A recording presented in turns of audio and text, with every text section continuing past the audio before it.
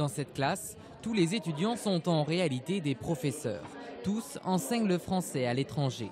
Américains, soudanais ou encore mexicains, 12 nationalités sont représentées. Altaf est professeur de français pour 80 élèves au Pakistan.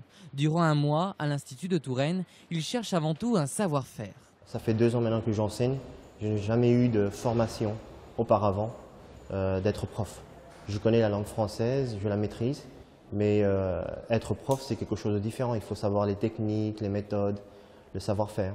Et pour beaucoup d'entre eux, c'est aussi l'occasion de découvrir la vie à la française.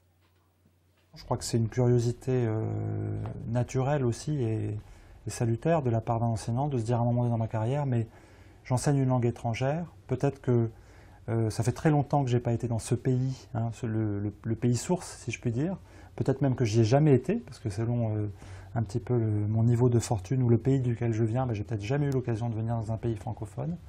Donc ça, je crois que c'est avant tout cette envie-là qui va être déterminante. L'Institut de Touraine ne connaît pas la crise. Le mois de juillet bat même des records de fréquentation. Plus de 70 enseignants viennent perfectionner leur technique d'apprentissage du français à Tours. Dans cette autre classe, ces professeurs sont venus d'Espagne pour apprendre le français. Dans leur pays, ils enseignent les maths, l'histoire ou même le sport. Leur voyage est entièrement financé par le ministère de l'Éducation espagnol. Au menu du cours, aujourd'hui, un dialogue sur un thème plutôt fédérateur, la gastronomie française. Je préfère le stick tartare. Je ne sais pas qu'est-ce que c'est, mais je crois que... Ça prend beaucoup de choses sur la politique française. Ouais, c'était intéressant, la politique française, c'est différent. Et beaucoup de choses sur le gouvernement de Sarkozy et l'éducation ici. J'écoute quelques histoires sur le château, quelques histoires sur les produits typiques de la Touraine.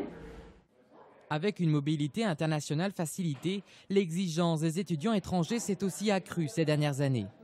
À bientôt 100 ans, l'Institut de Touraine est devenu une véritable ambassade de la langue française.